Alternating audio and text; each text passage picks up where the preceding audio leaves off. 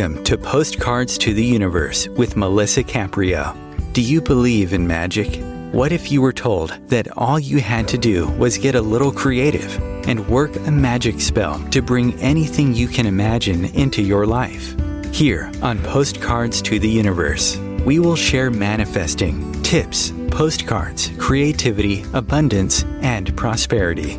Here is your host, Melisa Caprio. Hello and welcome to Postcards to the Universe with Melisa, creating the life you crave. How is everyone doing? Hope you guys are doing well. How was everyone's Halloween? I love Halloween so much. This is my favorite time of the year. It starts in October and through the new year. I just love this time of year. And also, I love Snapchat on Halloween because it has so many fun filters. So I got crazy this year. Instead of like putting all the work into a costume, I just went on Snapchat and did like a million different filters for Halloween. So it's so much fun to do it at this time of year. So I try to make it as fun as possible. I'm excited for my show today. I have Emmy Award winner Issei on, and he's formerly known as the actor Kiko Ellsworth, and he's going to join me out here in just a few moments. I'm really excited to talk to him. For my regulars, I want to give a big shout out. Thanks for listening to me each week. I really appreciate it. I appreciate your emails and telling me how much you love the show. So that makes me super happy. For those of you who are new tuning into my show for the first time, I want to say welcome. Just quickly, a little bit about me. I am an author and a photographer, and I have a book out there. I'm working on my second book now, but my first book is officially out there, and it's titled Postcards to the Universe, Harness the Universe's Power and Manifest Your Dreams. And in my book, I share 30 manifesting stories along with the photographs that I took of the contributors manifesting postcards. And in my book, I like to include writing exercises because it helps us get clear on what it is we want to manifest. And in there's also a toolbox full of fun exercises on how to manifest in, the major areas that we always want more of, which is love, money, health, career, abundance. So there's just so much in there. So if you guys are interested in doing these inner work exercises and reading people's incredible journeys of transformation and manifesting and inspiration, you can go to your favorite bookstore and purchase a copy. And I'm also always asking for people to keep sending me manifesting postcards. If you want to know how to do one, if you go to postcardstotheuniverse.com, on there I tell you how to create a manifesting postcard. And if you're on Facebook, you can join me on my public Facebook group, Postcards of Love, where we share uplifting stories. So in honor of Halloween and witches and magic, this week's magical message, which I try to put out every week, and its corresponding image is inspired by the word abracadabra, meaning I will create as I speak. And the word's origin is an Aramaic phrase, and from it we have gotten the word abracadabra. And you guys hear, magicians use it a lot in their acts. But hundreds of years ago, people actually believed that abracadabra was a magic spell. Now, if you think about it in terms of manifesting, it makes perfect sense. I will create as I speak. So I read this from a fellow mystic and transformational speaker, Nyarka, and thought it was a perfect description. I is the authority to evoke, i.e. call forth, and attract the essence of that which you envision. When you say I with awareness, you embody your I am presence. You attune with your divine nature. Create is your power to focus your imagination and thought into purposeful action. Speak is your supreme influence in action. It's how you consciously direct your thoughts, language, and actions to produce desired results. When you speak, you translate the pictures, sounds, and feelings into your mind's eye, your imaginings, into manifest reality. And I couldn't have said it better myself. It's something to think about. So be very careful of the words that come out of your mouth, because what you are doing is creating what you speak. Abracadabra. Now, next week, I have my guest, my returning guest, Reverend Gregory Possiman. You guys know that I love when Gregory's on. And for those of you who don't know, he's a psychic trance channel, and he channels over 40 light beings, including Sananda, archangels, Michael, Raphael, and Gabriel, as well as master teacher spirits. And Gregory performs workshops throughout the world and offers recorded, channeled private sessions. And when he's on, he always channels live on the air. So stay tuned for that next week. Okay, now to get to my guest today. Issei is an AKA Kiko Ellsworth, is an Emmy Award winner, inspirational speaker, and men's self-mastery coach who's the founder of the Divine Man Self-Mastery Coaching Program that trains individuals and teams alike to perform as their highest self-fulfilling mission. And he says, once you have you, you have everything.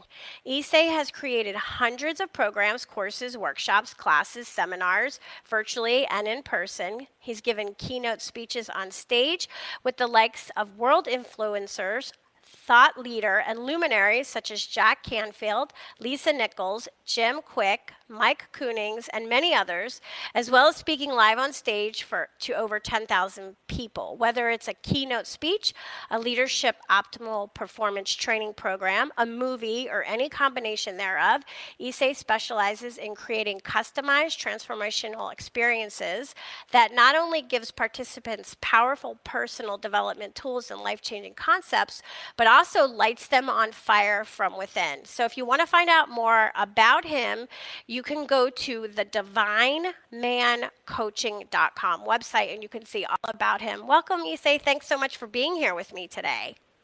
Melissa, thank you for having me. God bless you. I love you. The viewers, I love you. What is happening? Hi. Hi, thanks so much. I'm really excited, and I love the Divine Man. I love that you're talking to men specifically. I mean, obviously, you're talking to everybody, but to men specifically about how to get in touch with their own personal power, and growth. Because I don't think men sort of in this industry that we're in get enough attention in that area. Would you agree? Yeah, there hasn't been in the past a space for men to feel the emotions that we have within us.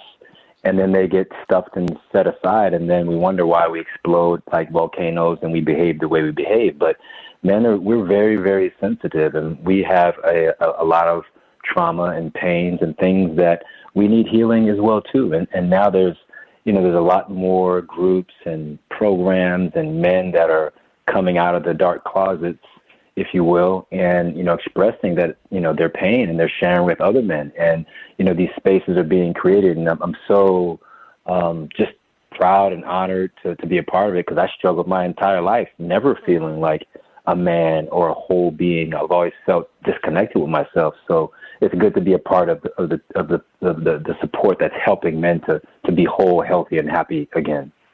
Yeah, I totally agree. I mean, look at what, boys get the message very young, like big boys don't cry, like boys don't cry, right? So they're taught so early, like to be a man, you have to, you have to like hide your emotions if you're feeling sad or if something makes you want to cry. Where women, we're encouraged, we talk to each other, we call our girlfriends, we cry on the phone, and men don't do that. So I love that there are more things that are being created to show men it's okay to tap into your emotions, because it's going to make them a better rounded person, and then they're going to have better relationships if they can do that.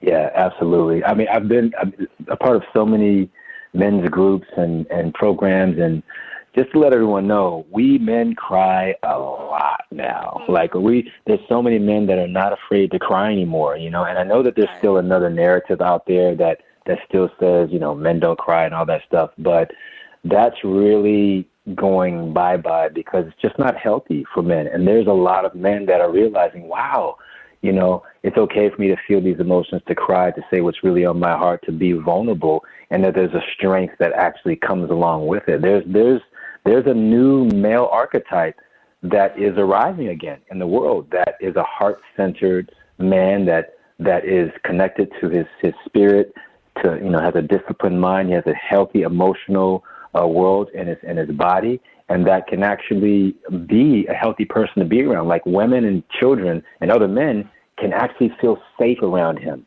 And that's like a new thing. Like there's a man that we're learning how to heal ourselves so we're not self-destructive.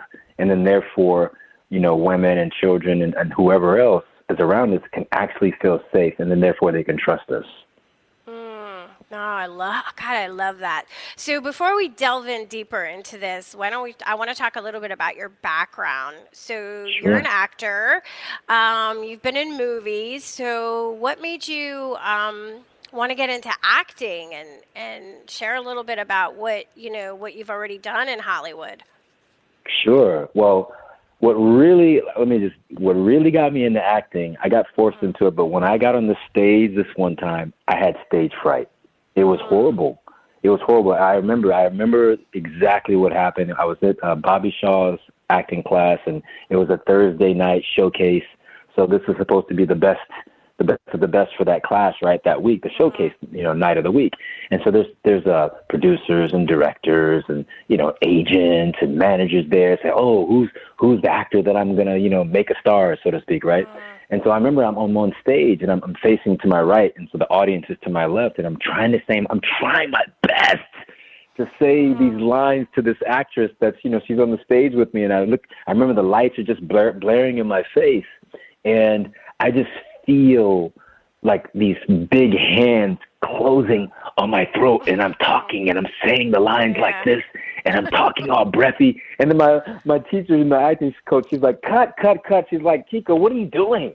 She's like, just talk, just say the lines. And I'm thinking, I'm trying to say the lines, but they're not coming out. And I'm just feeling the heat of the audience burning on the left side of my face, and I'm sweating.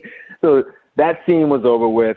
They applaud. I give my little fake smile. I, shuffle off the stage real fast, and I beat myself up. I curse at myself. I say, this is not okay. This is not me. This is not what I really said was, that wasn't the truth. Those were the specific words that I actually said after the little cursing parts of myself. I said that wasn't the truth. I had a really big problem with not being honest with myself, with not presenting myself in an authentic way.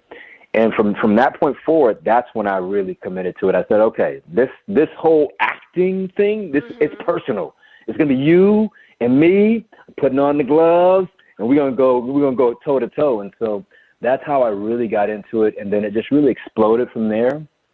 And a little secret, in my opinion, about the entertainment industry, it's like a magnifying glass.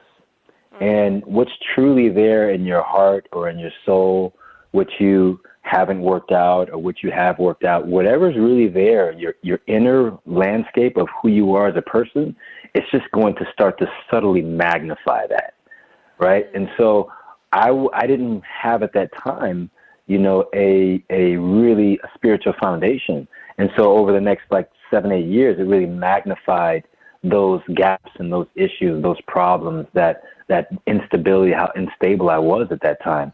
And so, I had to walk away from it. And so I walked away from it. I dropped all my agents. I was kind of at the peak of my career, but I was really, kind of spiraling down. Right. And I walked away, and I just went on the journey to find my soul. And that's how you started this kind of work that you're doing now.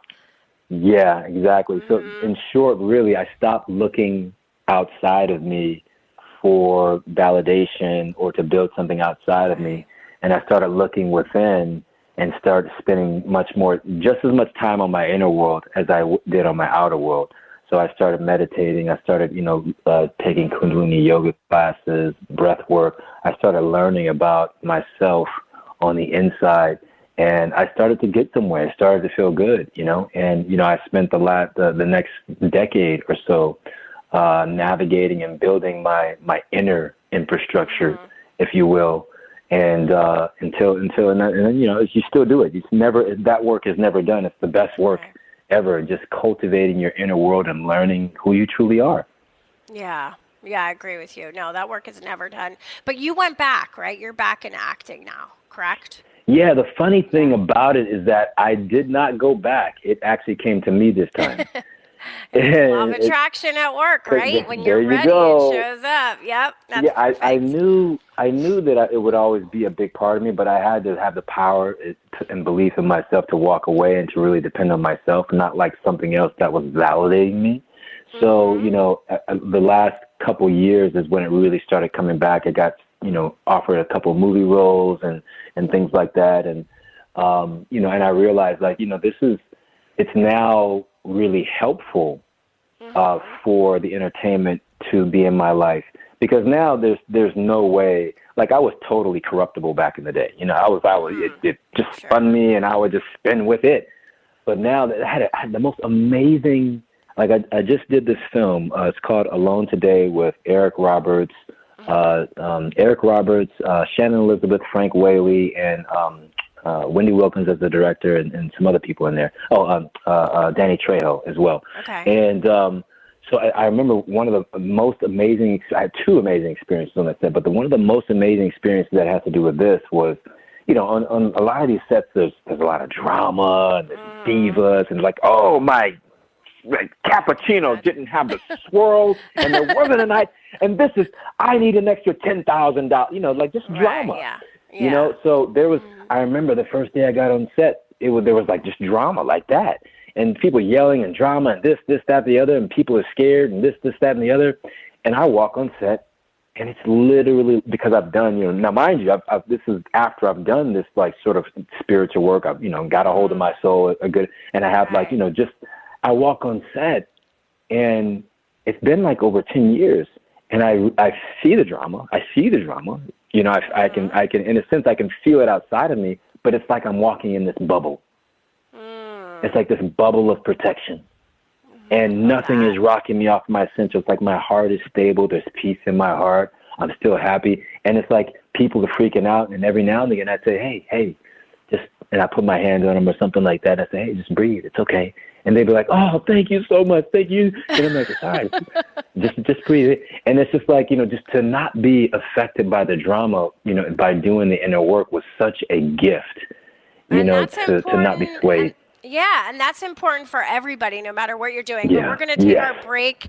Let's take our break here, and we'll be back, and we'll continue the conversation. Guys, stay tuned. I'll be back in like 2 minutes. Conscious media for conscious minds. OMTimes. Host your show on IOM-FM, the radio network of OMTimes Media, one of the more recognized brand names in the conscious community, and is backed by the extensive marketing reach of OMTimes. Hosting a show on IOM-FM immediately connects you with our extensive dedicated community.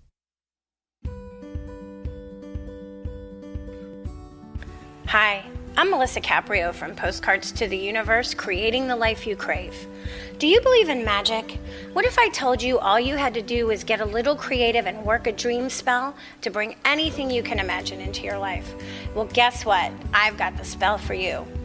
Postcards to the Universe, a global movement for manifestation, is a casting magical tool for you to use whenever you want. How does living in passion sound to you? Join me in my movement where you get to create in the magical playground. Let's think outside the box and do some playful conjuring. By casting out our desires with a manifesting postcard, we explore our hearts and allow the alchemy of our dreams to appear. And don't forget to tune in each week here on OMTimes Radio with my show, Postcards to the Universe, creating the life you crave at 4 p.m. Eastern Time. I share tips on creativity, abundance, and prosperity, and you will be introduced to the coolest guests, trailblazers, mystics, and creatives who enrich our lives.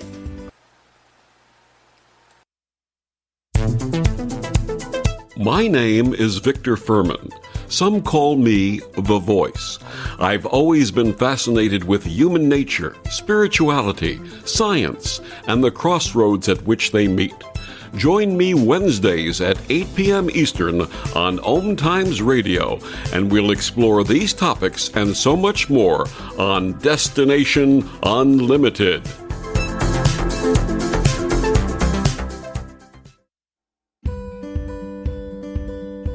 The rainbow is God's promise of hope for you and me. And though the clouds hang heavy and the sun we cannot see, We know above the dark clouds that fill the stormy sky, hope's rainbow will come shining through when the clouds have drifted by. Teresa Caprio is the president and founder of Rainbow Guardian Inc., a nonprofit 501c3 serving the intellectually challenged/developmentally disabled, including autism. Teresa started the foundation in 1995 so she could help make a better life for her intellectually challenged daughter. Her dream is that the Rainbow Guardian will provide the necessary tools and education to help the public understand the special needs population, because it's often discarded in mainstream society. To find out more or make a donation in support, please go to www.rainbowguardian.org. Rainbow Guardian's special mission is to see these unique people live a happy, full life and have a future of liberty and equality.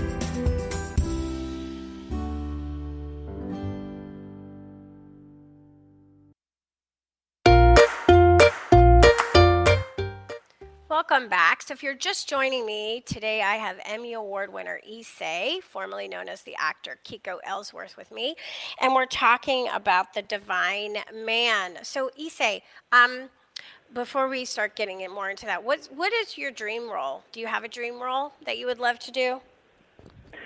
You know, I kind of, well, the one I just did with the movie that I just finished was one of my dream roles, actually. And the dream role, broadly speaking, is where I can do a little bit of everything, where I can kind of be a bad guy, but then also have that bad guy transform and have him turn into, he can redeem himself, so the darker, the better. And then because I feel like it's the more you pull like a slingshot, the more you pull it into the dark, the more it can slingshot into the light, right? So that's the dream role that I would want to play, and that's the one actually that I just played as well too. I can't spoil it too much, and I kind of did a little bit, but like it's that bad because I can't go kill anybody in real life. That would be fun. Like, I think playing a bad person would be a lot of fun, right? Because you get to act it out. It's amazing. I mean, just shooting. I'm like when I was in Bad Boys 2, shooting the guns and shooting at Will, shooting at Martin, and the fire and the guns, and just cause when do I get to do that? Like I don't get to do that, So it kind of gets like a little release out for me at least. Yeah. That sounds like a lot of fun. Actually, oh my God, that's what I would love to do if I was an actor who played bad roles. So, do you have like a very memorable experience on a movie set, like something? Oh, absolutely, absolutely. What? I keep going back. It's interesting because the most memorable ones are the ones that just happened this year, actually. So, same movie, Alone Today, and I was Eric Roberts. I was about to do this scene with Eric Roberts. I was about to pull out a gun on him because I'm the quote unquote bad guy in the film, and everybody's afraid of me, right? So, but before my scene with him, I'm talking to his personal assistant. So I'm like kind of like sitting in a little green room, and his personal assistant is like a kid. He's like 20 years old, little Caucasian kid, kind of nerdy and kind of like nervous energy, like that sort of type.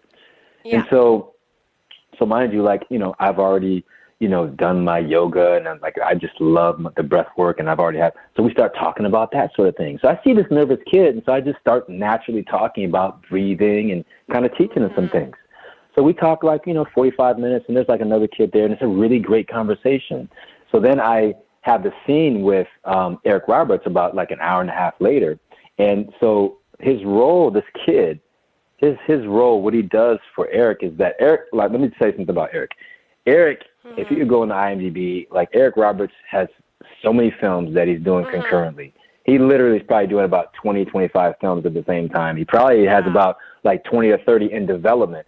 So just giving you like an idea, there's no way that he can memorize all those lines, right? So he has this kid to actually literally hold up these big cue cards for him, right? So Eric will be looking at me, right? And the little kid will be standing about 10, 15, 20 feet behind me with these big cue cards so Eric can actually remember his lines. So that's kind of like one of his jobs, right?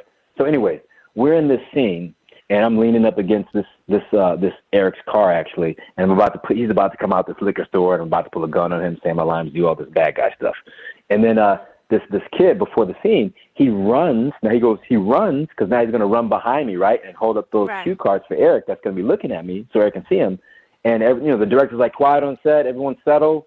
And then this kid runs back there to get into position, and he trips over the C-stand and makes all this noise. It's like, pom, pom, pom, pom. And everyone just like, no one says anything, but everyone just like kind of puts their hand on their head and just like, oh, the Homer thing, right? Yeah. And so naturally, I look over my left shoulder, when this happens, to like see what's going on. And this kid, he doesn't look at the director. He doesn't look at Eric. He doesn't look at anybody. This kid like makes eye contact directly with me, and he puts his hand on his belly. Because we talked about breathing and breathing low and slow, and you maintain that glow if you breathe in the belly when you go through stressful situations. He just put his hand on his belly. Nothing was said, made eye contact with me. And I felt so useful, more useful than I was in that role. Like that made a difference in this kid's life where he usually would have freaked out and, probably beat himself up and guilty, all that stuff. Yeah. And he was able to find his center again. Like that was the most fulfilling and memorable moment for me on that set, having that reaction from that kid. Yeah, because you showed him something so young, right, to learn how to center himself. And that's really important because a lot of us don't learn a lot of this stuff until we're much older, right? Tell me about it. Yeah, we don't get that young. So when's the movie coming out? Do you guys have a release date or There's not a release date. Yeah, not just yet. It's probably going to be like the summer of 2023, right around there. And I think it'll go to a Netflix or an Amazon, and so it'll stream online. But it's called Alone Today. Yeah, it's a film about domestic violence, child trafficking, things like that, and spreading awareness and the empowerment in that. And there's some magic that also happened and like towards the end of the film, that the scene that I got to be a part of. And I just so when you watch the film, just make sure you hang in there to the last. I mean, it's a good film anyway, no matter what. But like, there's some real magic that happened at the end, the last scene of that film too. Well, it sounds really interesting. Well, I wish it a lot of success and you a lot of success in it. That sounds really good. I'm looking forward to it. Make sure I watch it when it comes out. So, you talk about, and I thought that this was a really interesting quote, and I guess this is your self-manifesto, or you live by this, is once you have you have everything. And what does that mean? Because a lot of people will probably be like, what is he talking about? Once you have you have everything. Can you share that a little bit with us? Yeah, absolutely. Like a lot of people, and also most men, I struggled to, if you want to say, be a man. I struggled to just be myself. I grew up very shy, afraid, like, of my dad, and people pleasing, and not having an opinion about things, not even knowing that I didn't have an opinion, and just really, living more for like the outside world. And it's like I really sacrificed me on the inside. I didn't know really what I liked.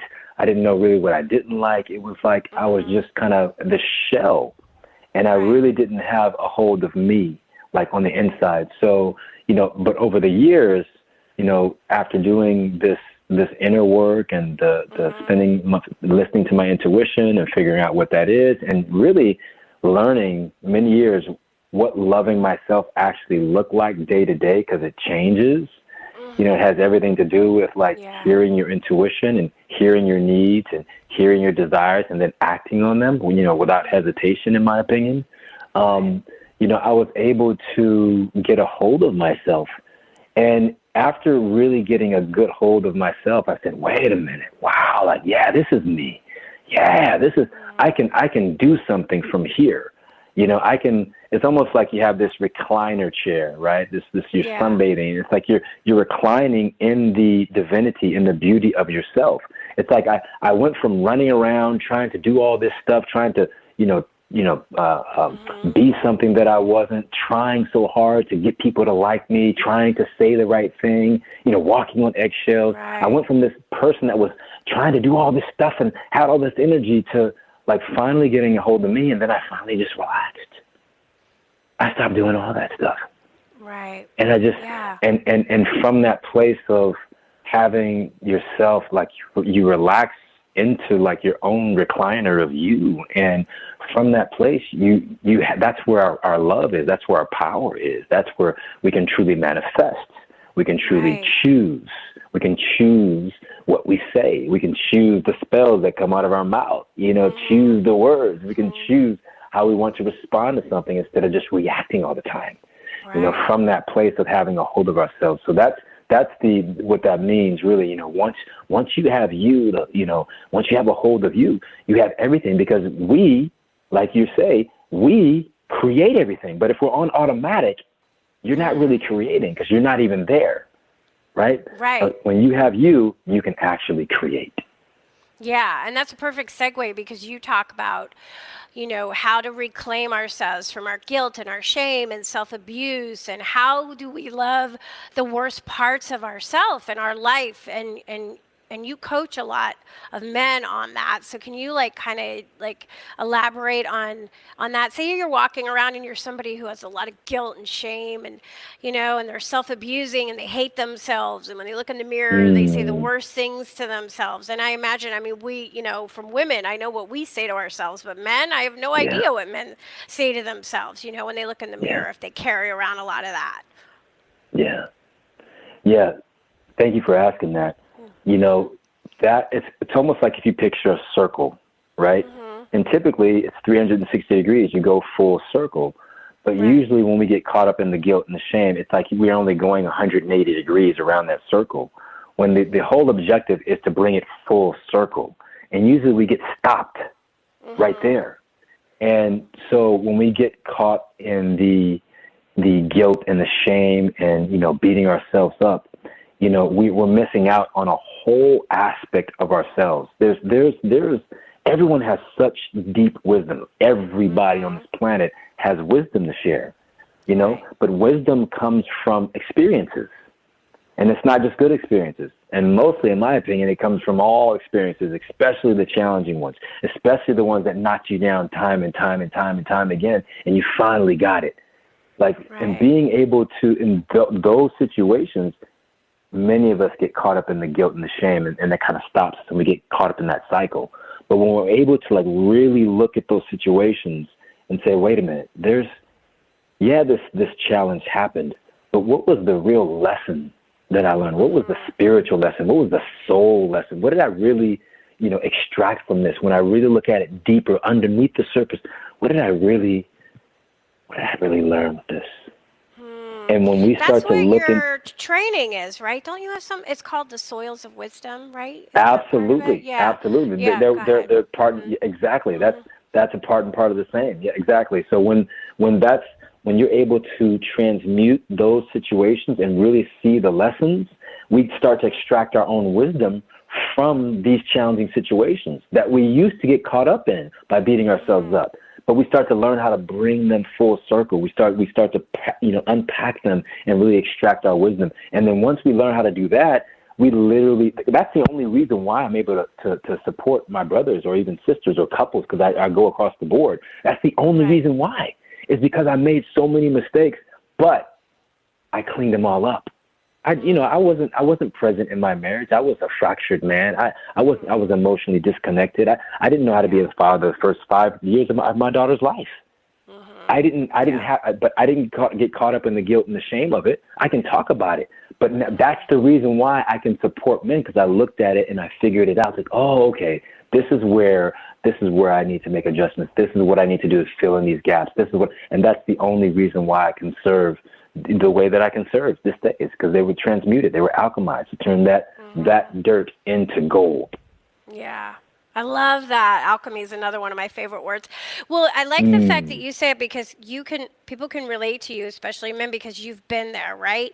So you could say, well, I was here and I made these terrible mistakes. Do you want to share what one of your biggest mistakes was and how you transformed that into wisdom with us? Yeah, absolutely. Okay, well, one of the ones really, I'll kind of dive in just a little bit deeper. One of the ones is my marriage, that I kind of touched on just now. She always would say to me, I don't have the combination to your heart. It's like my heart was on lockdown. It wasn't available to her and it wasn't available to me. And I was very, very fractured and emotionally disconnected. And I just had never experienced, how to be able to give of myself, how to see the value in someone else. But first, I have to see the value in myself. So my entire marriage, I was mostly unconscious, if you will. I was, and when someone's unconscious, it can be very abusive because we don't know what we're really disconnected from. We kind of behave in a way where we're almost like we're blind emotionally, we're blind spiritually, and we're knocking in the walls and we're knocking people over and we're knocking things. And, a lot of my unconsciousness really hurt. It did a lot of damage to my former wife. It did a lot of damage. It did damage to, being disconnected. It did damage to, I destroyed friendships, but, really specifically with regards to the marriage, and then we had a completion ceremony. It wasn't a divorce. We had a completion ceremony. How I was able to really alchemize that was, I remember her and we were sitting on the couch after we had completed, and we both had our phones, and we were kind of on both dating apps. So we kind of become like brother and sister at that point. But then at a point, it felt like it was inauthentic for me. And because I really thought about it, I said, you know what? I still have this relationship here with this woman. There's still pain here. Like, how am I going to authentically give my attention to a new female when I still have this female right here next to me who I know there's still damage that I haven't fully cleaned up? I still have this daughter that I'm still not fully connected to. How can I really be on this dating app and give my attention to another female? I said, you know what? I'm going to put that aside. And I started really working on my relation with my former wife and healing that and giving her my blessing so she could actually move on and find love somewhere else and me pass on the torch. Because one day she came to me like about a year later, and she was, dating this man. Wait, before you tell the story, because I really want to hear this story, because I don't want to cut you off in the middle of it. So let's take a break now, and then we'll come back, because this is really important, guys. So stay tuned. We'll be back in 2 minutes.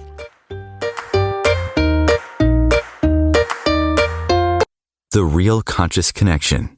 OMTimes Radio. IOM FM. OMTimes Magazine is one of the leading online content providers of positivity, wellness, and personal empowerment. A philanthropic organization, their net proceeds are funneled to support worldwide charity initiatives via Humanity Healing International. Through their commitment to creating community and providing conscious content, they aspire to uplift humanity on a global scale. OMTimes, co-creating a more conscious lifestyle. Imagine yourself being transported to India, to the banks of the Ganga and an ashram in Rishikesh. Visualize that you are welcome to satsang with an American sannyasi who shares the wisdom of her guru. Your visualization has manifested. Join Sattvi Bhagawati Saraswati for inspiration and transformation every Thursday at 11 a.m. Eastern on OMTimes Radio.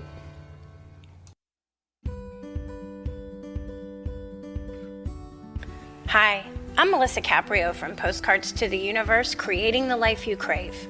Do you believe in magic? What if I told you all you had to do was get a little creative and work a dream spell to bring anything you can imagine into your life? Well, guess what? I've got the spell for you.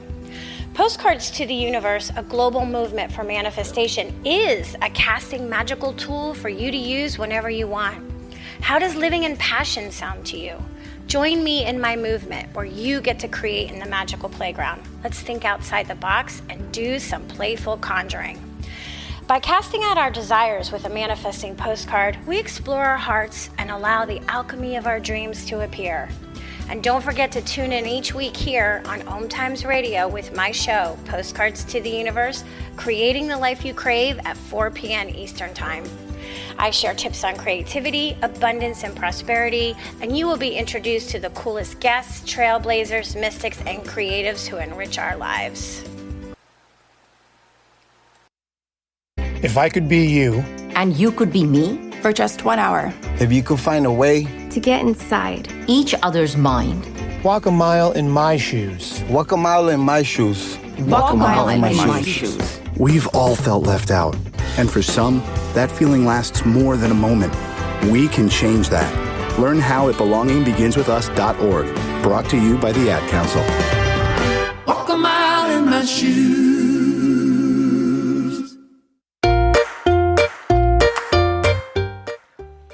welcome back. So Issa, I was thinking during the break, I love the fact that you were conscious enough to say, before I bring somebody else in to my life to date in a romantic level, I need to clean this up with my ex-wife. And what an example for your daughter, right? I mean, my God, that's, kids learn by watching their parents, not what they say, it's what they do. So I'm going to let you finish what you were talking about. You were talking about, your ex-wife a year after when she started dating somebody. So go ahead. Yeah. Just to back it up just a little bit, to give a little more context and specificity to the viewers. I was, so fractured as a man. There's so many of us men. Like, I want to really paint a picture. Men are not just mean and logical. There's most of us are truly deeply hurt, and we've been covering it up for so long that we think that that's who we are, and then you think that that's who we are. It's not us. We should be asking for help. We don't know that we can. We need to know that there's safe spaces out there so we can start to unpack our emotions and let this stuff out. So that said, with my wife, to give a little more specificity, I remember there was a time when she was pregnant. She was pregnant with our daughter, and she would be asking me for things and kind of like saying things and saying she was in so much pain. And I remember like standing there looking at her on the couch. And I didn't know how to be empathetic. I didn't know how to say, well, let me rub your feet. Let me get you something to rub your, get a towel on your head. There was a part of me was so fractured that I didn't know how to, then I would just retreat into my garage studio and leave her. I leave her, abandon her. I didn't know how to show up, and so many of us men just don't know how to show up for first ourselves, so we can then show up for somebody else.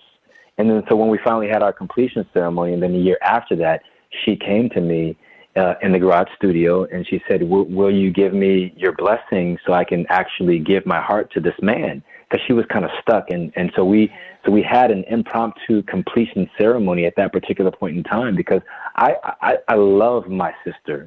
Before anything, she's my sister.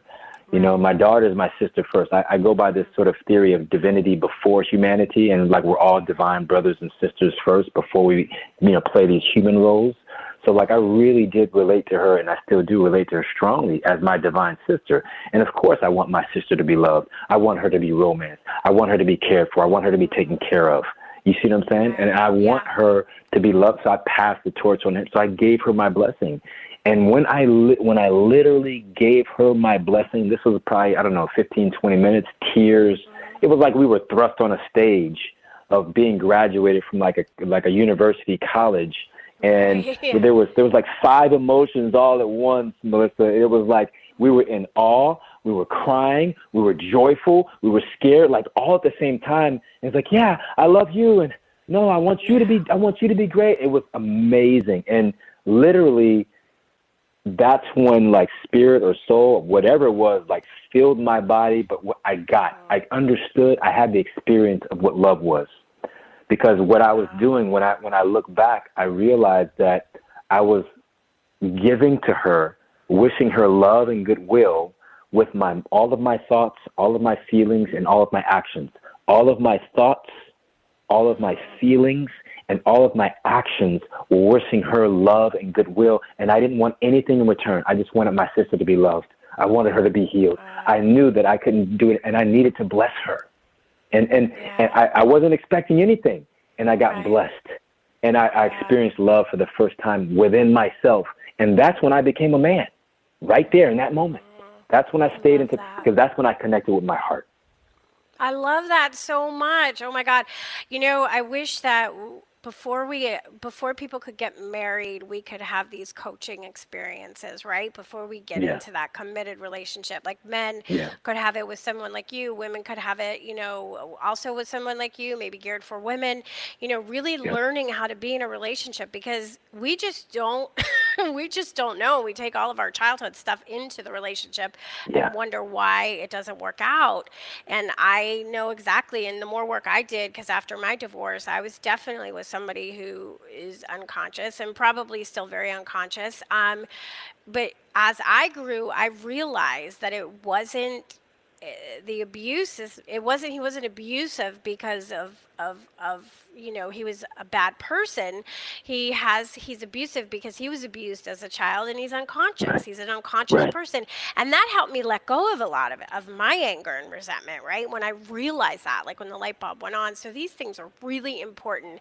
And is this why you made the choice that you wanted to coach men? Is this a reason? Is it one of the reasons? I mean, that's part of it. Let me just put I'm kind of like with the coaching thing, like I really focus on men, but like I have a whole tribe, and I'm sort of a swinger in the sense. Sometimes I started off working with women for a decade and a half, from 2003 until like 2018. I was working with women and females empowerment, and I was the vice president of a domestic violence nonprofit. I was really focused on that. And then I also, we work with couples as well, especially getting into relations and I still do that. But the reason why I really lead with men, because I was kind of like I said, swinging. But reason why I lead with men is because I realize when we think about the home, the structure of the home, and when you have a well-balanced home, but what does it take? What does it take to make a well-balanced home? See, the dynamic that we're in right now, if I'll say this briefly, in the home is that men, it's like if you think about yin-yang, men, we don't know how to show up in a healthy way right now. We're very fractured, right? So we don't know how to fill the space properly. And what happens is that puts the female into like a traumatic state. So she overdoes it, and she fills too much space. And so she takes up masculine space. So now the whole home is completely lopsided. The structure is completely now you have the kids that are experiencing a masculine mother and a father that's resenting the mother because she's taking up too much masculine space, but he doesn't know how to take up his proper space because he's told that he wasn't supposed to cry his entire life.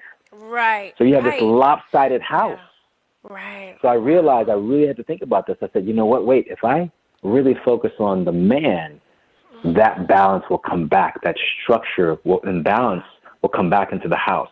And then from that will have the trickle down into the children. They'll see balance with their parents, just like you were saying. And then from there, that will, expand out to the tribe, to the community, to the nation. I was like, okay, I need to really focus on leading with the fathers because that will cure the balance of the home. And from there, like, I think that will radiate out into the rest of our world. Yeah, I agree with you. I love that so much. That's why I really was excited to talk with you today. Because I do think that men, I think they kind of get a raw deal when we're talking about in the area of deep emotions. Obviously in other areas, especially white men, they've had a few steps up. But I think in the area of emotions, men aren't being talked to and helped, and it's only going to help the whole, like you said, eventually the whole world. As it starts with yourself, it goes to your relationships, it goes to your children, it goes to your tribe, it goes to the community, and so forth, right? We know this. So I think it's like really important work. And I know that you have you have a free Divine Man Masterclass, correct? That people that can check out if they really want to. Can you share a little bit about that? Yeah, there's a free Divine Masterclass at my website, thedivinemancoaching.com, and we also have a men's event, in-person event coming up actually too in December. I think December 2nd. So if you're in Los Angeles area near Joshua Tree, it's out in Joshua Tree. We have an in-person event as well too. So we hit it from every angle. Like I do personal coaching, we do in-person events, and then we also have like the online sort of thing. So we just because it's something that we have to hit from every single angle because it's just we're building a new world here, and it takes all of us, and everybody needs the healing. So, but yeah, and my social is a Divine Man. I'm on the TikTok and the Instagram, so I can be reached pretty much anywhere. Yeah. So if you're listening, people are listening, and men are listening, and they're saying like, well, what coaching, like, how do you work with them? Like, what does it look like for them? Well, like I said, there's a divine man in every single man. And so it's really about us. I might be off to the left, someone might be off to the right, someone be up and two down low, but it's all about always finding a way to come back to our center. And so, getting someone in touch with who they truly are, like different practices, seeing what's taking us off, seeing how we've actually built ourselves, seeing our process. So we first see how we've created the person that we are, and we accept it. But we look at it. We have to see, who am I right now? What are my beliefs? What do I think what a man is? What do I think what a woman is? Because we start to unpack these things, and we start to see what our true thoughts are. And then we start to see, okay, let's start to convert these. Let's start to build a new structure. Let's start to create this new identity of this divine being, because everyone is a divine being. Everyone, but not many of us relate to the divine being within us, the magic within us. So when we start to really spend time crafting this image, this archetype, this divine being of who we are, right? And we start to reconcile who we've been, we start to naturally move into this divine being, because that's who we truly are. And so what I help men to really take the time to reconcile who they've been and to clean up their messes. And I give them instruction on how to do this sort of thing. And we have practices like how you go to bed and how you get up, and like your exercise, your diet, what you ingest, like all these different things to recalibrate themselves, and then to rebuild this new image that is customized to them, because everyone is unique, everyone is different, and everyone is their own specific image of their own divine man. And so we help them to create that. And then over time, they begin to move into embodying that image of who they are. Yeah, no, oh God, that sounds really good. I love that. Yeah, a lot of us, what we do is we numb ourselves, right? So we numb ourselves with food or alcohol or drugs or sex or shopping or gambling, because we can't we're too afraid to get in touch with, our inner selves. And I think that's the only way through, and that's the only way to grow, is you have to go within, right? So you need to find somebody who can help guide you in that journey. That's my and ideally someone who's been lost. Oh, right. I've been lost. Oh my God, I spent a lot of time being lost. I got good in the dark. I'm a modern day shaman. So and that's really about someone who sees in the dark. And I spent literally over 40 years being dark in my life, like being lost in the darkness of myself. And I got pretty good with that. So someone that's able to seek and rescue, like find out where you're lost within yourself, and then connect you with the spark that is you, your divine spark. Because once you connect once with your divine spark, it's true, it's so powerful. Then it just becomes about doing the work to recalibrate your synapses, your mind, and habits and practices to really create the space so that spark can keep on sparking and grow. Yeah, well, you can tell just from the way you talk about your work that you absolutely love it and you're very passionate about it. My gosh, yes. I mean, I can hear it in your voice just talking to you on the radio. It's great. I love that. So we only have a few minutes, but I didn't get to touch on, what does having an unconquerable love life look like? What is that? Ooh, but let me try to say this in short. My gosh. An unconquerable love life is when you can basically see someone from the top down and from the inside out, as opposed to seeing them from the outside in or from the bottom up. So you literally see them first for their spiritual divinity. And you fall in love with that, and you fall in love with their mind. And then you start to understand their emotions, and you start to actually understand and fall in love with their emotions. And then lastly, you fall in love with their physicality. Now, for all of that to happen, there has to be a certain space that's created as you start to come together and engage. And it's in this Western world, we look at TV and it's wham, bam, thank you, man, constantly, right? Right. It's always that. Yeah. So it's really the flip side of that, because we go from A to Z. It's like, all right, cool, boom, I'm there. But there's B, there's C, there's D, there's E. There's so many gifts along the way, and when you start to see these gifts, there's so many spiritual gifts along the way before you get to the physical, before you get to the intimacy part, before you get to all that stuff. When you get assisted on actually how to allow these things to reveal themselves, there's so many blessings. You become so anchored and strong in what you have, then the physical part becomes like a icing on the cake, because you become so vibrant, and both of you together become just unconquerable and so connected. It's amazing. That's lovely. I love that. That's great, right? Yeah, we usually do it the opposite, right? We meet somebody, there's an attraction, and we go right Yeah. for it, and then Yeah. we're all screwed up because we don't know how to deal with each other, and Yeah. Don't do that anymore, Don't do please. that. Oh, I love that as a man you're saying that. Don't do that Yeah. anymore. Yeah, that's really good. I think that's Yeah. really good stuff. All right, we have anything that you need to say that we didn't get to say before we wrap up? You know, you are so beautiful. You're so elegant. You're so divine. Take the time. And I'm talking to you and the viewers. You all are. You all are so beautiful. Yeah. We all are. We are so We all beautiful, so divine. Start to understand that you are really a divine being. But it takes time and it takes going within to really see who you truly are. Because once you see who you truly are, you'll fall in love with you. And you'll know that, of course, once you have you have everything. So I love you. Thank you so much, Melisa, for having me. Bless you. Bless the viewers. And I love you so very much.